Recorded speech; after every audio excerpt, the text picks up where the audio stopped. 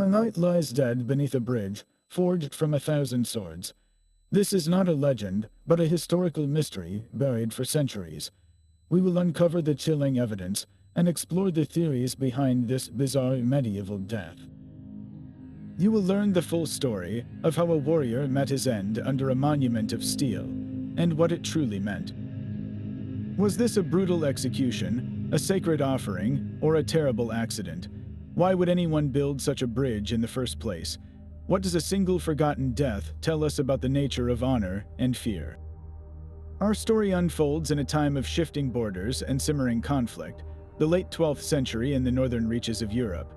This was not a land of stable kingdoms, but a frontier where local chieftains and newly arrived feudal lords vied for control over dense forests and vital river crossings. The bridge itself was a statement of power, a permanent mark on a contested landscape.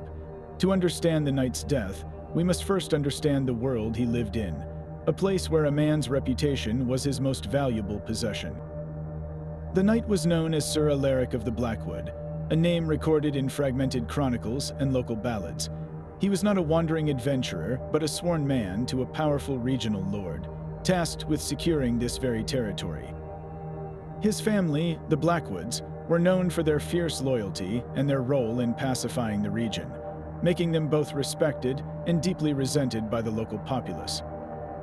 Sir Alaric's own reputation was that of a stern and unyielding enforcer of his lord's law, a man who commanded fear more than affection.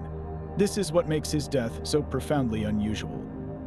A man of his standing, a symbol of colonial authority, would typically be given an honorable burial in consecrated ground, his body treated with respect even by his enemies. To find him slain and placed beneath such a bizarre monument suggests that the normal rules of warfare and vendetta did not apply. His identity is the key that turns a random act of violence into a deliberate message. Why would someone go to such theatrical lengths to kill a man already known for his severity? The answer lies not just in the act, but in the audience it was meant for. The bridge was more than a crossing. It was a statement carved from 1,000 blades. Constructed across a narrow but deep river, its foundation was not stone or wood, but the very instruments of war its builders sought to commemorate. Each sword was driven deep into the riverbed, their tips pointing downward, with the pommels and crossguards interlocking to form a precarious, shimmering walkway. The effort was immense, requiring the labor of dozens of men for weeks. They used swords of every kind, from the heavy broadswords of knights to the lighter arming swords of men-at-arms, and even the curved sabers of foreign mercenaries. This was not a random pile of scrap metal. It was a curated collection, a museum of conquest. In the medieval mind, such a structure pulsed with complex meaning. A bridge is a symbol of connection, of safe passage and commerce, but this bridge inverted that idea. It connected two banks, yes, but it did so with the very tools that severed lives. It was a trophy, a chilling ledger of battles won and enemies slain. Every sword represented a warrior disarmed, perhaps even a life taken. To cross it was to walk upon the military might of a defeated foe, a constant, humiliating reminder of subjugation. For the local people forced to use it, it was a daily exercise in fear, a warning against rebellion. For the lord who ordered it built, it was a permanent monument to his power, a declaration that his authority was as unyielding as steel. Yet the sheer theatricality of it, the undeniable effort expended on this grim artwork, suggests the message was even more profound. This was not just a warning, it was a ritual. The bridge transformed weapons of destruction into a fixed part of the landscape, a permanent scar that spoke of a victory so total it could afford to bury its own arsenal. But why place a body beneath it? The answer lies in the final, terrible act that completed this grim monument. The manner of Sir Alaric's death is a puzzle with several grim pieces. We must consider the theories one by one, for each paints a radically different picture of his final moments. The first and most chilling possibility is that of a ritual sacrifice. In many ancient cultures, foundational offerings were made to appease spirits or deities when constructing a great work, like a bridge. A life was sometimes given to ensure the structure's strength and permanence. A knight, a powerful symbol of authority, would have been a potent offering indeed. The evidence for this lies in the sheer symbolism of the act, placing a high-status individual beneath a monument of swords, as if his spirit would forever guard the passage. Yet, this theory falters on one key point. Historical records from this specific region and period show no strong tradition of human sacrifice for bridge building.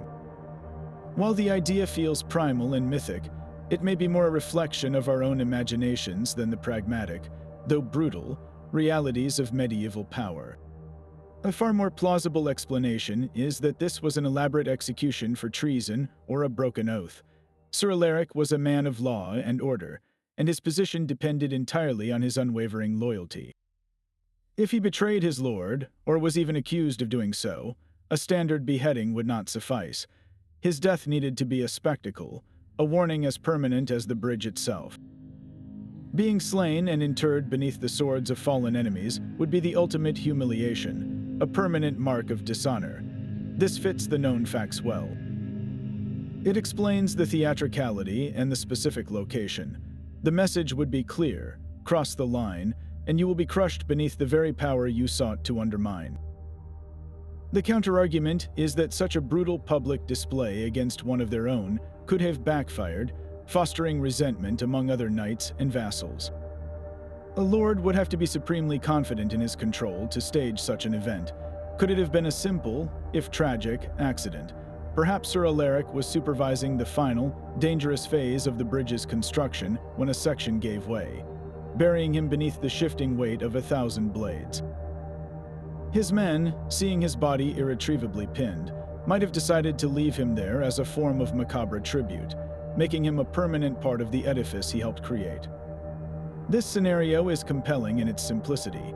It requires no complex conspiracies or hidden motives. The problem is that it feels almost too neat. It fails to account for the deeply symbolic nature of the entire structure. A bridge of swords is not a practical engineering solution, it is a statement. An accidental death incorporated into it feels more like a convenient legend that grew after the fact, rather than the likely origin of such a deliberately fearsome monument. Finally, we have the idea of a posthumous honor, that Sir Alaric was killed in battle, and his body placed beneath the bridge to stand as its eternal guardian. In this light, his death was not a punishment but a veneration. He became a sentinel, his spirit charged with protecting this vital crossing for all time. This theory aligns with certain heroic ballads of the era, where fallen warriors are given sacred duties in the afterlife. The placement of his body could be seen as the final, respectful piece of the construction. The evidence against this is Sir Alaric's own reputation as a feared enforcer, not a beloved hero. It is difficult to envision a populace that resented him suddenly deciding to enshrine him in such a profound and lasting way. Honor guards are typically reserved for legendary founders, not for regional administrators known for their severity. Each theory has its merits and its flaws, leaving us with a haunting question. Was the knight a sacrificial offering, a disgraced traitor, a victim of misfortune, or a guardian spirit? The answer may lie not in his death alone, but in the one piece of evidence we have not yet examined, the silent witness that endured for centuries, his own body. Centuries of silence were finally broken when a team of archaeologists, guided by faded local ballads and crumbling estate records, located the site in the late 1990s. The river had shifted its course over 800 years, leaving the bank a silt-choked marsh. Their initial surveys revealed nothing more than scattered lumps of corroded metal. But then ground-penetrating radar unveiled a startling anomaly, a dense, man-made structure buried deep beneath the peat and mud. Excavation was a delicate, painstaking process, each handful of earth removed by hand to avoid damaging whatever lay below. What they uncovered was not a myth, but a physical truth. The bridge's foundation was exactly as the stories described, a grim latticework of swords, their blades fused together by rust and time into a single, monstrous artifact. And there, directly beneath the center of this structure, they found a stone-lined chamber, and within it, a single set of human remains. This was Sir Alaric. Modern science now took up the investigation where history had left off. Forensic analysis of the skeleton revealed a man in his late 30s, tall and powerfully built. With old, healed fractures on his ribs and right arm, the scars of a violent life. But it was the evidence of his death that held the key. High-resolution scans detected a single, catastrophic injury, a deep, precise puncture wound that had shattered a vertebra in his neck. The shape of the wound was unmistakable. It matched the narrow, diamond-sectioned profile of a medieval sword's tip. This was not the result of a fall or a crushing accident. This was a targeted thrust, a killing blow delivered with expert, likely professional, skill. He had been executed. Chemical analysis of his tooth enamel told another part of the story. It showed he had not been a local man, but someone who had spent his childhood far to the south, only arriving in this northern territory as an adult. This confirmed his identity as a foreign enforcer, a colonial agent of the ruling power, just as the chronicles suggested. Yet, one more forensic discovery complicated the narrative. There were no cut marks on his arms or hands, no defensive wounds at all. He had not raised his hands to block the attack. This suggests he was either taken completely by surprise, or, more likely, he was restrained and unable to fight back. The killing was clinical, not a chaotic brawl. Satellite imagery and landscape analysis added the final layer to the scene. By mapping the original river course and the ancient roadways, researchers confirmed the bridge was positioned at the most strategically vital crossing for miles around. It controlled all movement in the region. Its construction was an act of absolute dominance, but the imagery also revealed something the builders could never have known. The specific spot where the bridge was built, and where Sir Alaric was interred, was a place of deep historical significance, a known burial ground for local chieftains from centuries before. The lord who ordered the bridge built was not just placing it anywhere. He was deliberately desecrating a sacred site of the native people, layering his own brutal symbol of power over theirs. So what do these cold, hard facts tell us? We know Sir Alaric was killed by a single, professional sword thrust, likely while restrained.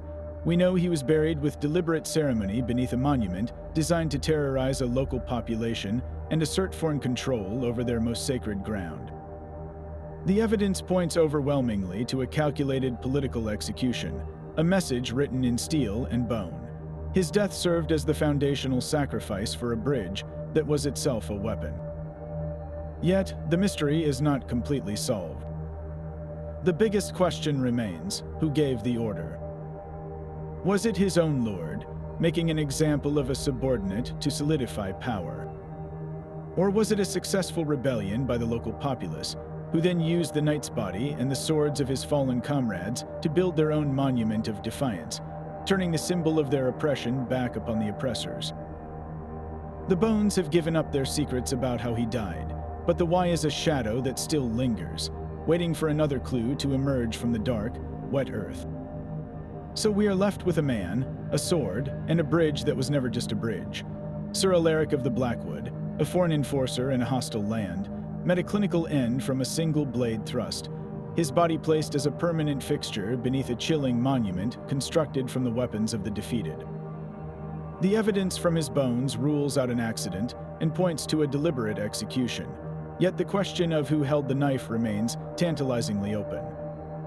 Was this the ultimate punishment from his own lord for betrayal, a stark lesson in loyalty carved into the landscape? Or was it a triumphant act of rebellion by the local people, using the knight's own symbol of power to seal his fate and reclaim their sacred ground? This ambiguity is the very heart of the mystery. It captivates us because it is more than a cold case. It is a story written in steel and bone about the brutal theater of power.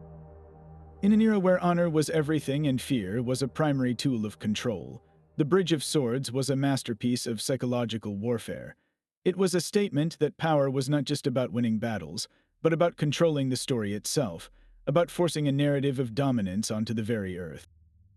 Sir Alaric's death was the final, essential chapter in that narrative, a human sacrifice to the grim god of political control.